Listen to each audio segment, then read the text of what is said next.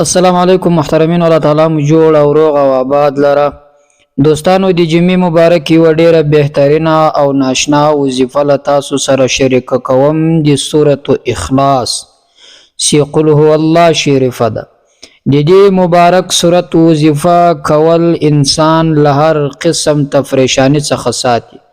محترمینو که تاسو هر حاجت وي، مثلا سخت ناممکن حاجت وي او تاسو غواړئ چې هغه پوره کړئ، هغه حاجت که د رزق وي، هغه حاجت که د کاروبار د بندش وي،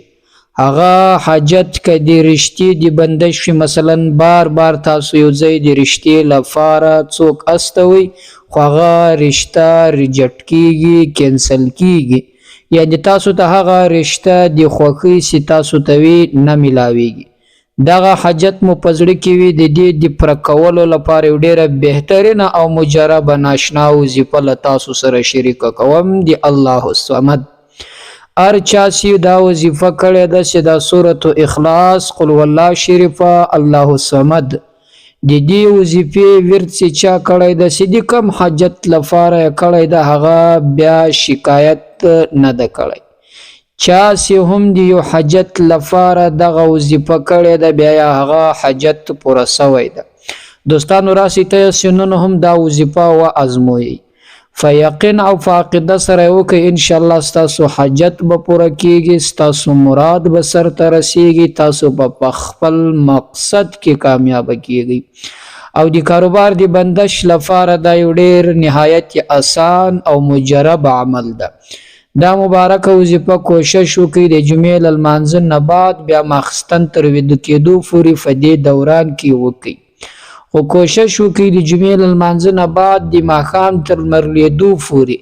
په دې دوران کې یې وکړئ دا وظیفه. د دې وظیفې نه بعد چې تاسو هره دعا کوئ فورا یې الله تعالی در قبلوي،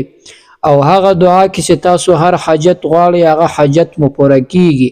او په هغه حاجت کې الله تعالی تاسو کامیابه کوي. ولی ځکه چې کتابونو کې راځي چې د جمعې په ورځ باندې یو داسې ساعت راځي، ګورئ معلوم نه ده چاته، هیڅ چاته نه ده معلوم، یو داسې ساعت راځي چې انسان هر خواست پکې وکړي الله تعالی قبلوي، چې انسان هر دعا پکې وکړي الله تعالی قبلوي، چې د انسان هر جائز حاجت هر جائز مراد وي الله تعالی ته لاس پورته کړي، الله تعالی یې نا امیده نه رالیږي، الله تعالی هغه حاجت ورپوره کوي. خو دا وخت دا ساعت چاته نه ده معلوم چې کم ده، خو ډیرو کتابونو لیکلي چې د مازدیګر له لمانځه نه بعد د ماښام تر لمر لوېدو په دې دوران کې،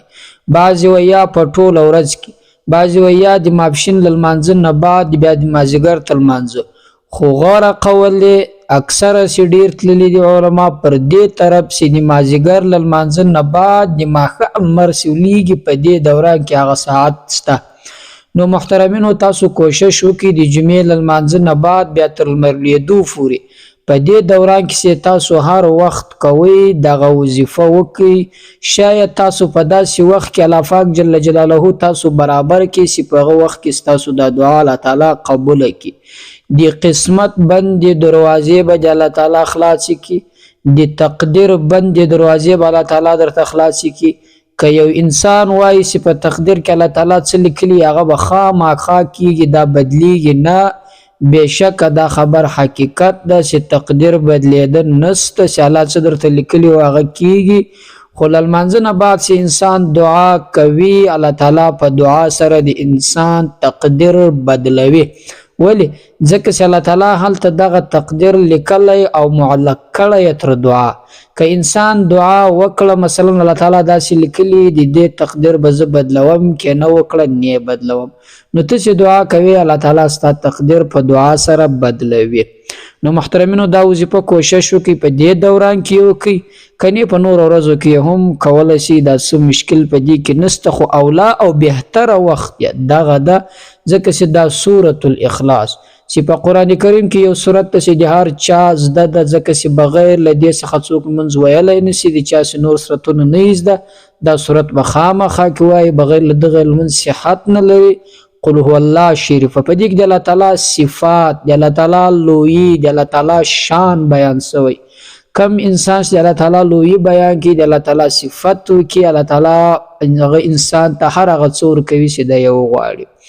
بیا د دې ټول خلاصه د دې ټول طاقت او قدرت چې د فدیو تور کې پروت سي الله الصمد د دې معنا چې الله بے پروا ذات ته الله تعالی د اچا په کیسه کې نه د الله تعالی له اچا څخه مرسته نه غواړي لفاق اچا ته ضرورت نه لري چاته نه احتیاج لري الله تعالی غنی موړ بے پروا ذات ده لم یلد ولم یولد بیا په کې دی په دې کې بیا رد پر هغه عیسایانو باندې الیاذ بالله چې دی دغه لقب الله تعالی ته ثابتوي دغه خبره چې الله پاک جل جلاله چې دا هغه لوري لري یا زامن لري خو د دې تور دا معنا ده چې الله تعالی جل جلاله نفلار لري او نه الله تعالی جل جلاله زامن لري د کفارو خبره چې دا هغه بے ځای ده نو محترمینو د سورۃ اخلاص وظیفه در سره شریک کوم ډیر ناشنا او بهترینه وظیفه ده ما تاسو ته وخت درو کوی په دې هر وخت کې کولای شي کله چې هم لمانځه نه فارغ اسواس لغه نه بعد مثلا د اتحیات په شکل کې ورته کینی په هر وخت کې د جمعې لمانځه نه بعد ما خان تر مرلیدو فوري په دې هر وخت کې کولای شي خو لا جمعې ورسته په نور ورځو کې هم کولای شي هغه کار وخت تاسو مرزي او التیا وکي نو کله چې د تحیات په شکل کې ورته کېنستاس یو لسواره ولا مسل الله مبارک چې د غدرود د دابو واس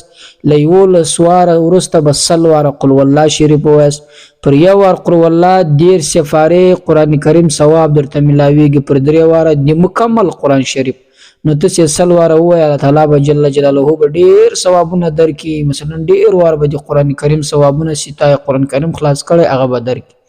کله چې سلواره وای او هغه حاجت به د ذهن کې وي چې د حاجت لپاره وای لغه نه بعد به بیا